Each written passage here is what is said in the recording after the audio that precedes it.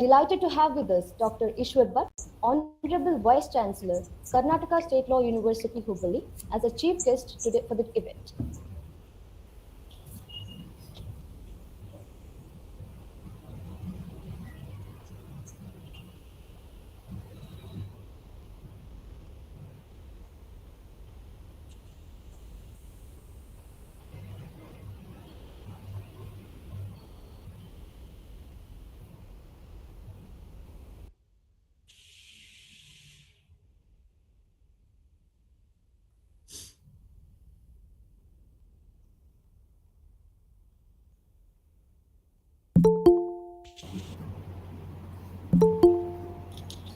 Sorry for the interruption.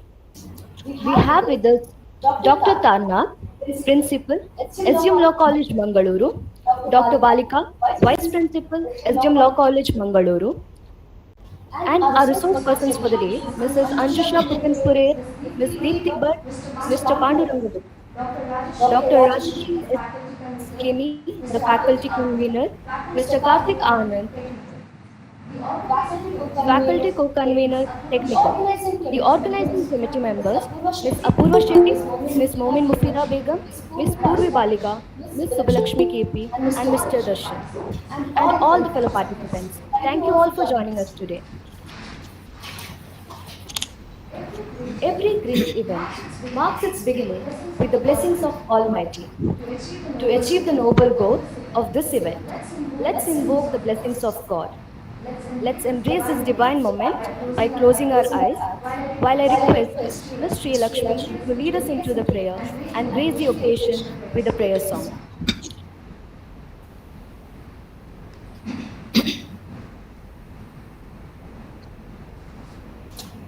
ಗಜಮುಖನೇ ಸಿದ್ಧಿದಾಯಕನೇ ವಂದಿತೆ ಶರಣು ಗಜಮುಖನೇ ಸಿದ್ಧಿದಾಯಕನೇ ವಂದಿತೆ ಶರಣು ಸಿದ್ಧಿದಾಯಕ ನಿನ್ನ ಬುದ್ಧಿ ಮೇರೆವೆನು ನಾನು ಅಭಿಷಯನ ಮಹಿಮೆ ಪದದಲ್ಲಿ ದೇವ ಶುದ್ಧಮತಿಯನ್ನು ಕೊಟ್ಟು ಉತ್ತರಿಸಬೇಕೆಂಬ ಮಧ್ವವಲ್ಲಭ ಶ್ರೀ ಕೃಷ್ಣ ಗತಿ ಪ್ರಿಯ ಗಜಮುಖನೇ ಸಿದ್ಧಿದಾಯಕನೇ ವಂದಿಪೆ ಶರಣು ಗಜಮುಖನೇ ಸಿದ್ಧಿದಾಯಕನೇ ವಂದಿಪೆ ಶರಣು ವಂದಿಪೆ ಶರಣು.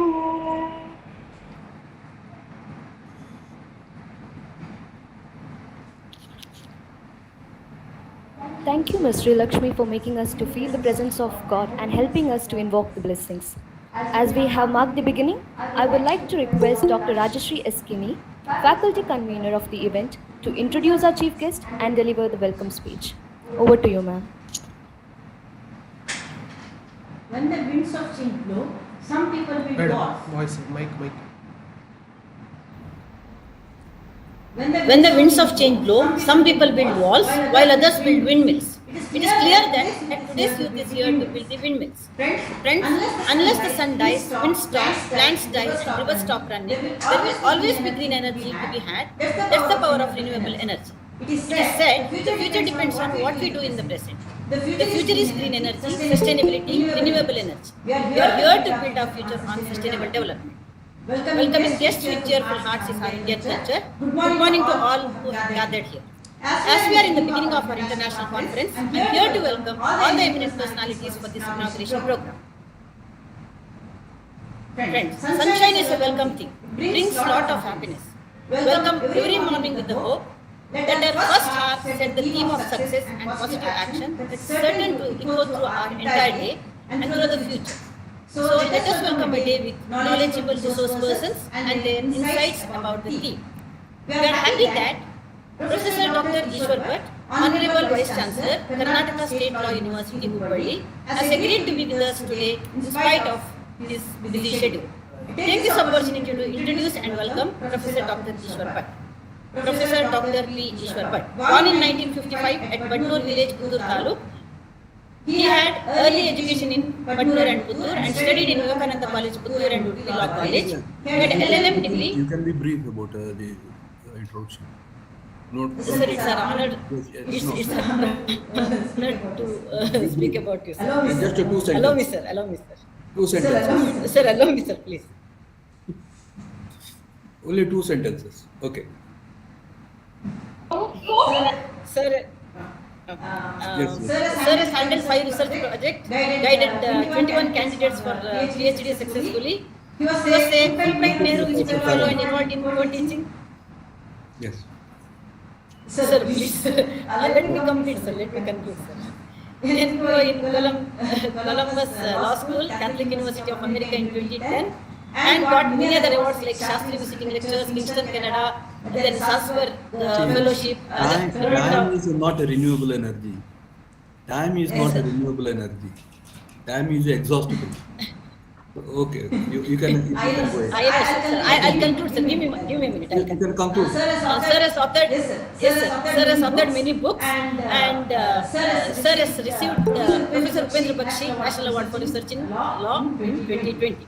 With this very brief introduction, I respectfully welcome Professor Dr. Ishwar Bhatt on behalf of management, staff, and students of SDM Law College for this inauguration program. It's my privilege to welcome our dynamic and beloved principal, Dr. Tarnath, to this gathering, who is always there to support us in all our endeavors. I am pleased to welcome Dr. Balika, Vice Principal, to this program. I extend my welcome to co-convener technical Mr. Karthik Anand, my distinguished learned colleagues, members of students organizing committee, office and library staff, and other non-teaching members of our college.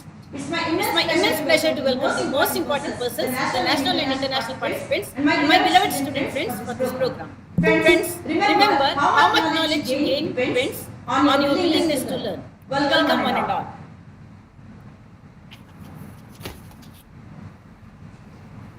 Thank you, ma'am, for introducing our chief guest and welcoming gathering. Ladies and gentlemen, it's a great honor for our institution to have with us Dr. Ishwar Bhatt, Honorable Vice Chancellor, Karnataka State Law University, Hubballi. We are grateful to you, sir, for accepting the invitation and gracing the event as a chief guest. Thank you. I would like to now call upon Dr. Ishwar Bhatt, chief guest of today's international conference, to enlighten us with your valuable insights and thereby inaugurate the session. Over to you, sir. Professor Dr. Taranath, Principal of SDM Law College. Dr. Balika, Vice Principal of SDM Law College. Dr. Rajeshri Kini, various faculty members and resource persons from various parts of the country as well as abroad, and also students and delegates. It gives me great pleasure in participating in this international conference on renewable energy. With great happiness, I am declaring this conference as inaugurated, open, and I wish all the best to the conference. I hope that through this conference, so many important issues relating to renewable energy will be discussed elaborately, in depth, and profitably, so that the meaningful academic exercise will lead towards formulation of policies or adoption of appropriate course of action, so that in this particular field, the country will be making a very good advancement. As you are aware, technology is the driving force of civilization. For technology, there is a need for energy. Without energy, so many of the technical activities or technological achievements cannot take place at all. It is essential that we have to make use of the energy or power resource, and a power resource like coal or say natural gas, oil and natural gas, crude oil, natural gas, and various other exhaustible energies, exhaustible resources uh, have certain limits. Of course, traditionally firewood was used, charcoal was used, and various other uh, natural resources were used. But use of these resources, including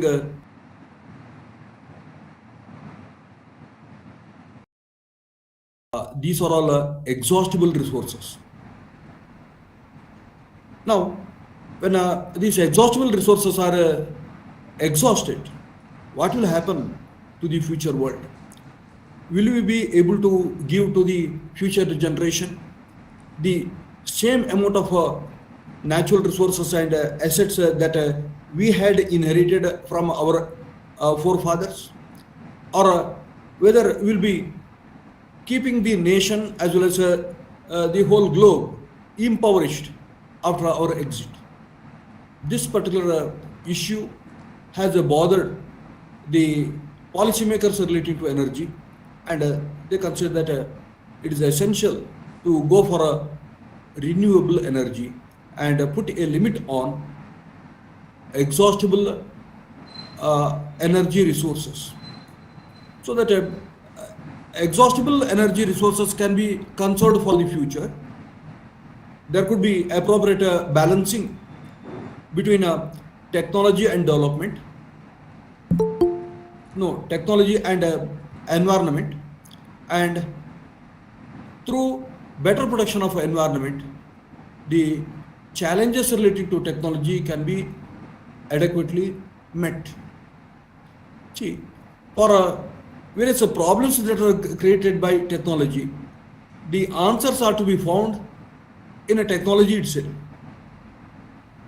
Because so the technological problems cannot get an external solution. For example, we have a certain problem related to computer. Then it is through some technology that the computer problem is to be resolved, and we cannot use some other technology or some other knowledge in order to rectify that technological problems or difficulties.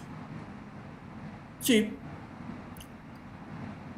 environmental protection, protection of human right, protection of morals, and various other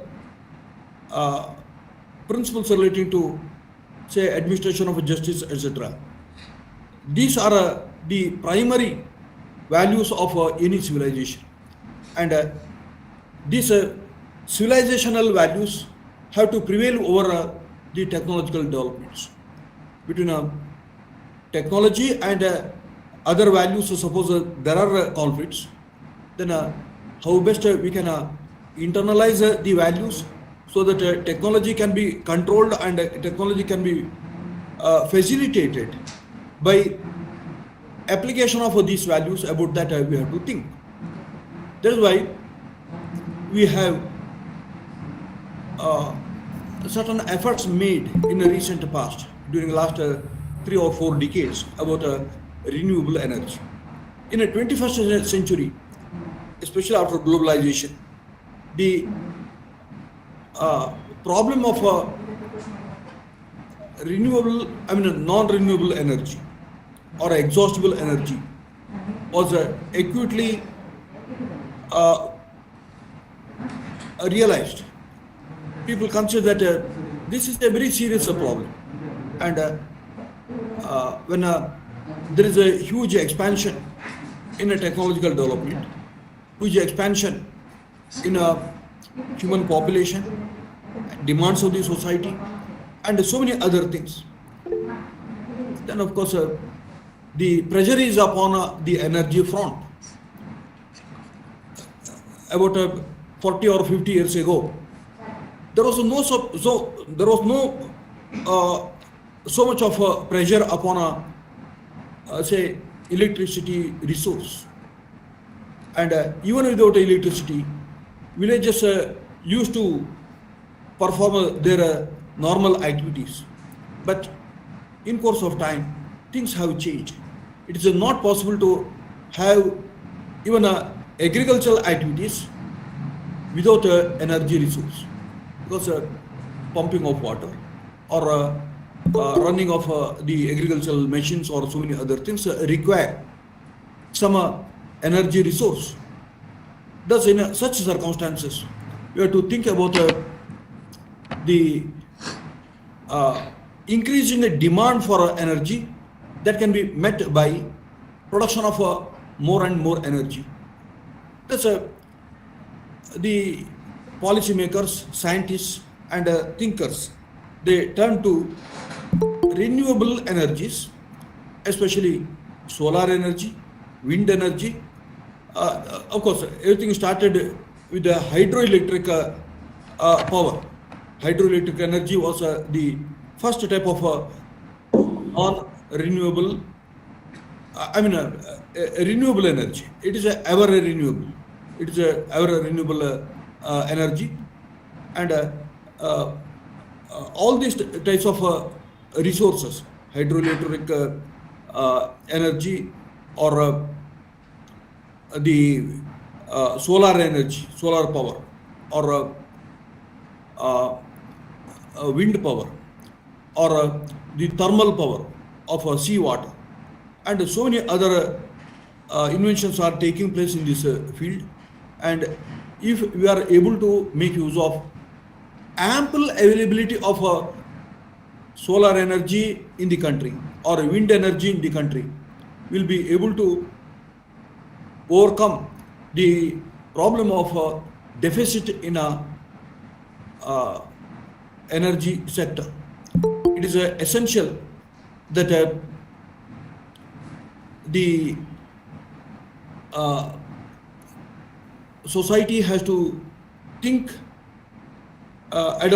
think about new types of energy resources. 21st century is a preparation for the whole of a millennium, and whatever efforts that were made during the last 20 years or 22 years is something pointing out that we have taken so much of care about the need to cope up with the needs of the society, especially the power hungry. Power means energy power. Power hungry approach of the society. Of course, hunger about political power, that's a different problem for democracy. But here we are thinking about, or we are speaking about hunger of power. Power means that is used for these types of technological resources. See,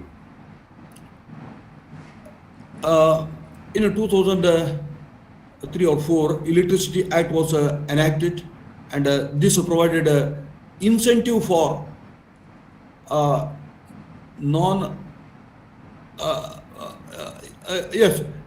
non-exhaustible energy or renewable energy. Solar energy, then wind power. How all these types of resources which are amply available in the nature can be used by us. About that we have to think. See, instead of say firewood, suppose solar power can be used for producing hot water, or say instead of using coal or other types of thermal resources in a production of electricity, suppose these renewable energy resources are used, then it will be saving our exhaustible resources, and we can safely rely on our resources. The public trust concept of natural resources can be properly satisfied. See, this is a kind of postmodernistic thinking that the exhaustible energy resources like say oil and natural gas, coal, etc., are not feasible. It is essential that we have to go for a renewable type of energy. See, if electricity can be produced by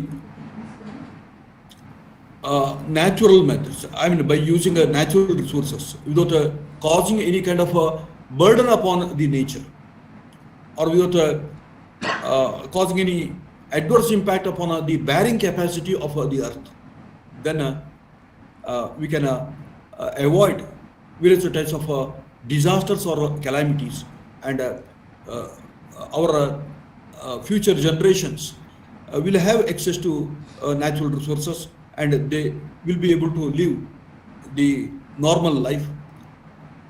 For doing all these things, it is essential that the social, economic, and legal dimensions of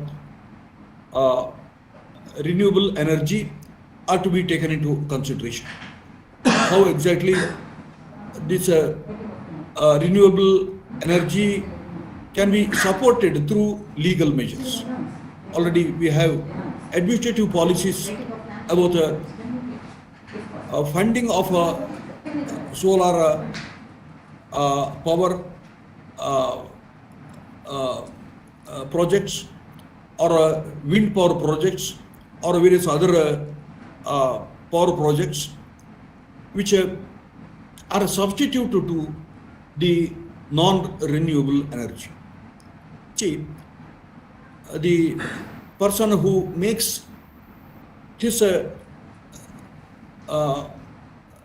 land or space available for installing solar energy or solar power panels has a certain subsidy, or he has a certain incentive, and the electricity produced will be purchased by the companies or by the big consumers, so that the concerned person will be earning on the basis of use of his property or use of his resources.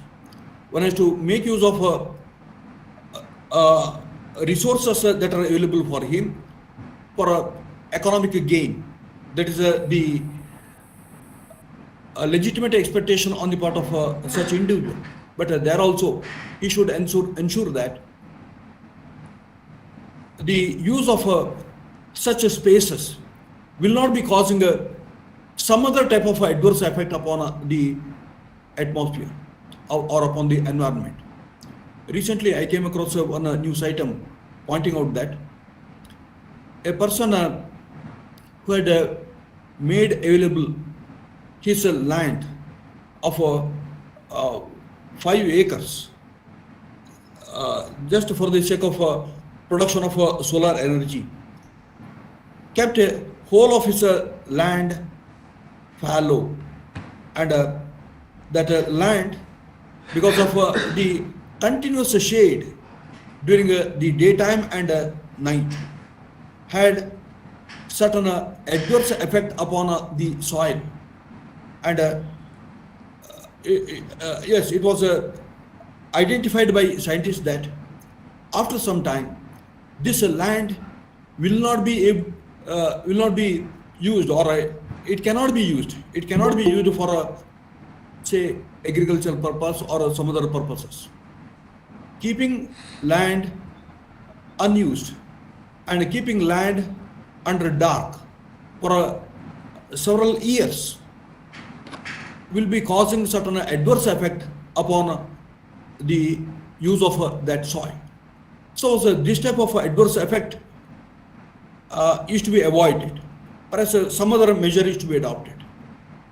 So we have to think about the safeguards that are to be used through application of legal measures, so that the overall environmental protection can be better done, even in production of this renewable energy.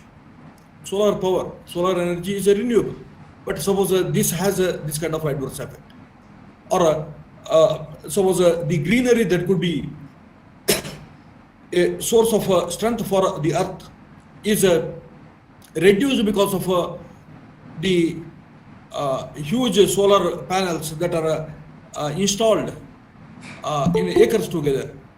What will be the consequence? That should also be taken into consideration. Further, about wind energy also, although so many windmills can be seen, we have also news items pointing out that here and there were accidents, and during a hurricane or during cyclones or such instances, some calamities occurred. See, disasters occurred by the fall of the fans of those windmill. Of course, there may be some legal consequence arising out of that. See, what is the liability on the part of the owner of that land, or owner of that company which got a lease of that land for installing the windmill? See, such issues might also arise. That's a legal system has to address so many issues relating to the application of renewable energy. And even about the funding also, there are so many say either litigations or disputes about the claims relating to the distribution of a fund or various other things. Of course, if our boys hostel, girls hostel, or academic block has been used, rooftops have been used for say solar energy panels, whether the reduction in the electricity tariff is proportionately done, or whether the concerned company keeps a certain margin of a profit, which is something adversely affecting the interest of the concerned institution. About all such issues, there might be some legal matters that will have to be taken into consideration. Thus, today's international conference is going to throw light on various issues of these types. Very eminent scholars in the field of renewable energy and legal policies are participating from various parts of the globe. In various other countries, we come across more extensive application of this renewable energy resources, and the legal problems that have arisen, or legal problems that are to be addressed. About all those things, they might be having some special knowledge. See, the traditional law used to be integrated with the challenges of the new times. Although it is the same legal principles that are to be applied, the principles of justice or a constitutional ideology relating to environmental protection, etc. In a individual sector, there will have to be distinct approach about all those things on the basis of experience-based learning and presentation. There will be good amount of discussion. I'm really congratulating Professor Taranath for organizing this international conference. SDM Law College is well known for a number of programs it is organizing, and the creative ability of Dr. Taranath is something to be appreciated. He is always with the renewable energy. He is a person always involving in a lot of activities. Let this renewable energy continue, and resource of strength for this SDM Law College for a long time to come. With this, let me wish all the best to this international conference. Thank you so much for calling me for inaugurating the international conference with a great amount of happiness and with an expectation that it will be quite successful. Let me again say that the international conference stands inaugurated. I'm quite grateful to Professor Taranath and his team for inviting me to this occasion. Although I'm not a person specialist in this field, I could express in a general manner whatever I know about renewable energy. With this, let me conclude. Thank you very much. Thank you, sir.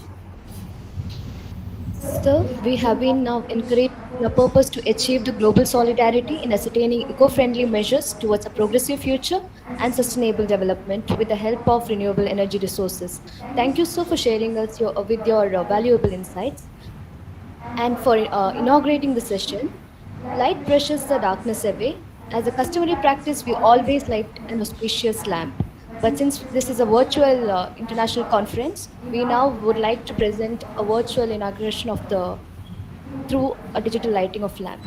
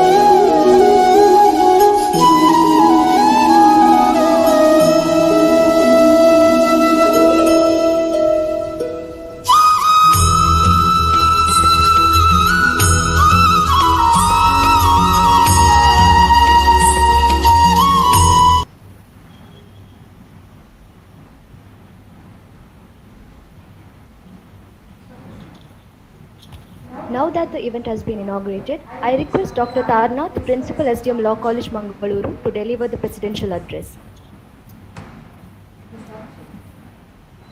Most respected inaugurator of today's international conference, our dear teacher, our mentor, our guide, as well as the most humble person, Dr. P. Ishar Bhatt, Honorable Vice Chancellor of Karnataka State Law University, Hubballi, the convener of this international conference, Dr. Rajesh Keni, my distinguished faculty members from other institutions, students of PG department, as well as all other students, and the resource persons for this international webinar, and all my dear students. At the very outset, I would like to congratulate our Post-Graduation and Research Center for organizing this international webinar, which is quite unique in nature. Normally, when we go for the selection of theme for seminar, we go for traditional themes.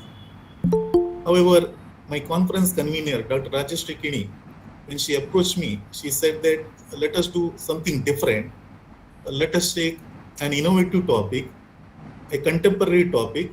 Immediately, I agreed for the purpose of going for this international webinar. They have put a lot of hard work for organizing this. That's why I would like to congratulate the organizers of this international webinar. We are organizing this webinar with the two reasons. The first reason is that mankind in general, and we Indians in particular, will be always alert whenever we're going to come across certain crises or problems. There is some sort of a casual tendency on the part of us. The recent pandemic has hit us like anything, especially it has affected the education sector. When we are about to think that education sector has got collapsed, immediately we went for a digital technology, wherein the things have been normalized. So we think that we have to address the situation only when we have to face the crisis. This is happening even with respect to non-renewable sources of energy is concerned. Since everything is available in a sufficient quantity as well as for our satisfaction, we are least bothered about it. Obviously, we know that this natural fusel foil will automatically is going to be get exhausted one or other day. That is what Professor Dr. Vishabhat has said. So invariably there is a need for the purpose of going for renewable energy sources. But the problem in our society is that we lack awareness about it, or systematic investigation or invention is not being made. Government support is very much lacking. Even the legal regime is not up to the mark. So we need to address all these issues. That is why this webinar is called for. The second purpose for which we have called this webinar is that, well, as far as all education institutions are concerned, they invariably have to go for a NAC accreditation. They would be able to perform in all other criteria to the best way. But what happens is that when it comes to the criteria 7, all institutions will going to lag behind. Those institutions which are financially very sound, which are able to afford, well, they would be able to meet that requirement. One of the question is that, what is the attempt on the part of the institution to go for alternative energy sources? Where most of the institutions will going to give the response saying that where we have conducted seminars, conferences, awareness programs, etc., etc. I think NAC will not be going to be satisfied only with this matter. What practical things have been taken up in the institution? What are the attempts which have been made for going for alternative sources of energy, or how energy is going to be conserved in the institution, etc. Now, for some of the institutions like ours, those who are moderate with respect to financial capacity is concerned, well, there are excellent resource persons over here. They would be able to show some alternative mechanisms or systems wherein we are able to go for the saving of energy. For that purpose also, this webinar is being organized. We have invited the excellent resource persons, and one happens to be our own alumna who is going to participate in this particular webinar. I wish that webinar will going to come out with a excellent thinking, excellent ideas, and I wish all the best for this international webinar. Thank you one and all.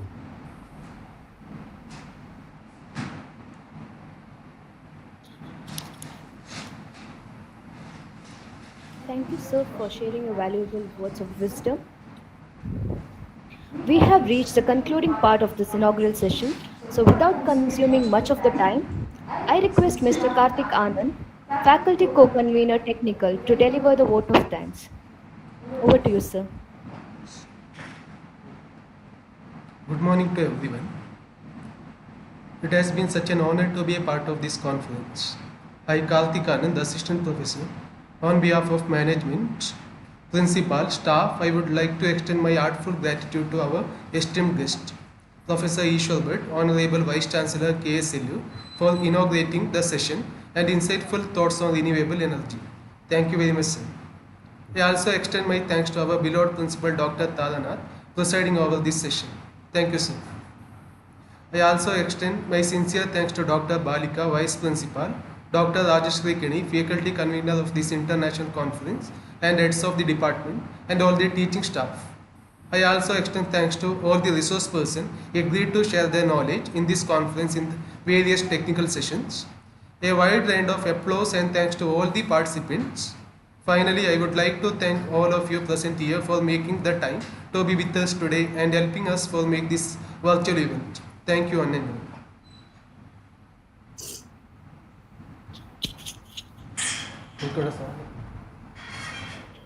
Thank you, sir, for expressing the heartfelt gratitude. With the gratitude being expressed, I would like to formally conclude the inaugural session. The technical session 1 shall commence shortly. The scheduled time is 11:30 a.m. It will be held as scheduled. Kindly join us at 11:30 a.m. sharp with the same link. The first technical session will be presided by Ms. Deepthi Bhatt. Thank you, everyone. Wishing you all a fruitful day. Thank you, sir. Thanks so much, sir.